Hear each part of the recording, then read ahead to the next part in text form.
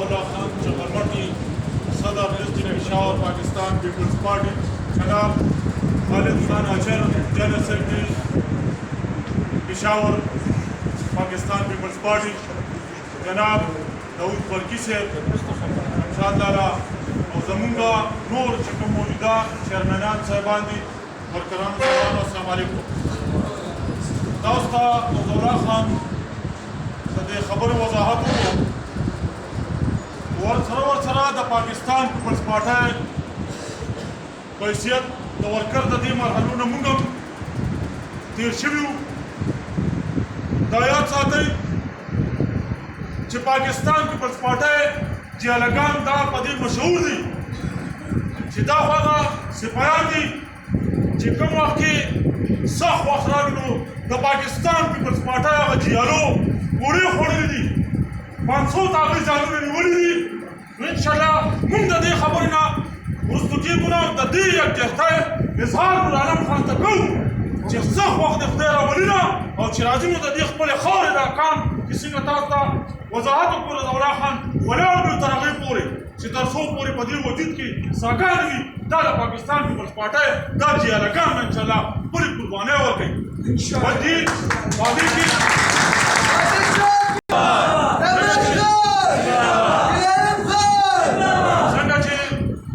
نورعالم خان دا وضاحت هم کړو چې موجوده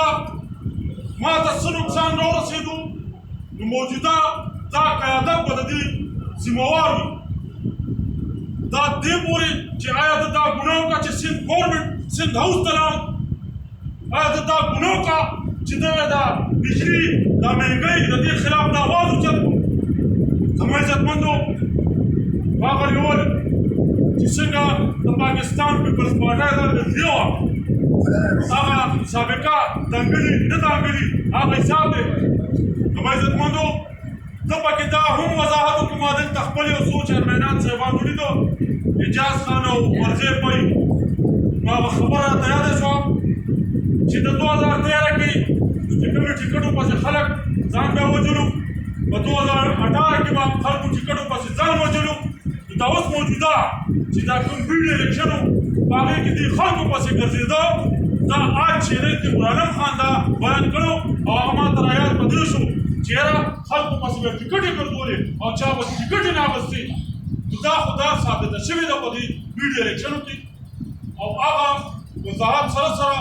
زمونږ د خزانې موجوده چیرمن جناب قیصر خان اډوکیټ انشاءالله لږه موده بعد هغه خوشحالي به هم دلته په دې خاوره ښکاره کوو چې هغه به انشاءالله پاکستان پیپلز پارټۍ کې موږ سره څو ورځې بعد چې موده بعد شرکت کوي شمولیت به کوي او زه ستاسو د ورکرانو د عهدهدارانو صاحبانو انتهایي مشکور یم. خدای پاک دې سخت وختونه راولي. هر وخت به یو بل سره د نورعالم خان ګپ وګه ولاړ او د دې خاورې د دې وطن پوره خدمت وکړو. ډېره مهرباني شکریه.